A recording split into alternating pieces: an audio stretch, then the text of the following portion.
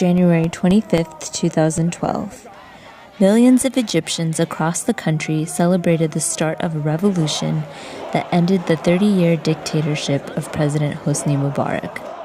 In Cairo, hundreds of thousands of people of all ages, professions, and nationalities marched to Tahrir Square from around the city. One of those who marched was UAE-based political commentator Sultan Al-Qasimi, who is known for tweeting the Arab uprisings to an international audience. So how do your legs feel this morning? Sore. Can you describe what it was like to be among the Egyptian people a year after the revolution, which you tweeted all last year? It's an honor to be here. It's very surreal. I tweeted that being in Cairo and meeting all the activists is like meeting meeting characters from my favorite novel. So it feels like I've been reading about these individuals and learning about them and living with them really day to day, and then finally meeting them, and it felt very surreal. In the march yesterday, at the beginning of the march, there was Mahmoud Salem, Sand Monkey, who was a personal friend of mine. During the march, we saw Wa'el Ghanem, and then you see Selma Saeed. You see activists that are that have influenced me and influenced even people beyond their own knowledge. They don't know how many people they've touched in their lives and how many people they've inspired. And I've had the pleasure of meeting Egyptian activists all over the world, but there's something about meeting them in Cairo that is even more special. What do you see in Egypt's future for 2012? I think that the signs are all positive. The trajectory is very positive.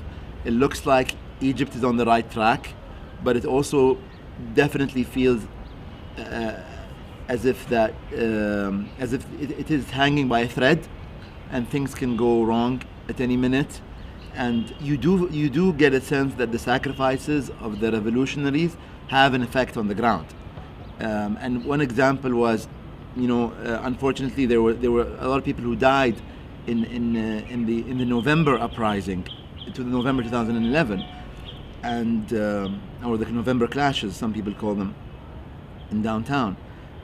And because of those clashes, you had the presidential elections brought forward by almost an entire year. Do you think the anniversary marches will have any effect politically? I think yesterday proved that Egyptians can commemorate the anniversary in a peaceful, civil manner. I think that's the biggest message that was sent yesterday.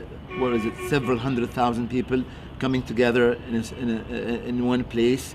In any other Arab country, this would be considered a nightmare, but in Egypt, it felt more like a festival. Why are you so passionate about Egypt? I love Egypt. I adore this country, but it's not about Egypt. It's about a struggle of a people that I have an affinity with, and I speak their language, and I identify with them, and they want a better future, and I think we all want a better future. And for me, Egypt is, it's the pillar state in the Arab world. This is the country that holds, the roof, up for all of us. This is the country that influences us more than any other country, religiously, culturally,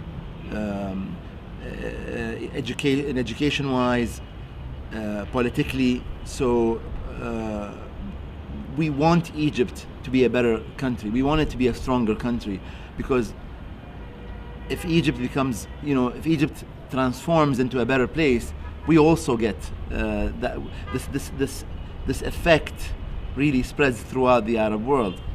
It's if one of the other Arab countries changes with a population of a few million or a few 100,000, it doesn't really have that kind of influence that Egypt, with its weight of 80 million, does.